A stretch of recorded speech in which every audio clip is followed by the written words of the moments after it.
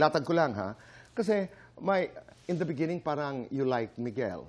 Yeah. Oo. May love team ka, si Ashley. Tapos, hindi ka naman nahiya. I think you articulated, you have to correct me if I'm wrong, parang you articulated na parang nahuhulog ko kay Miguel at a certain point. And then you like each other. And then you had a conversation with Miguel. You had a conversation with Miguel. You two had a conversation. What is happening? Ano ba talaga ang nangyayari?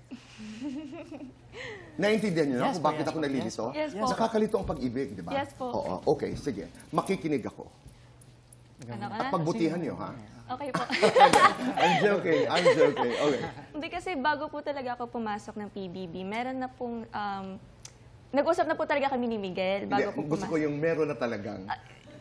Meron na po talagang something. I like that.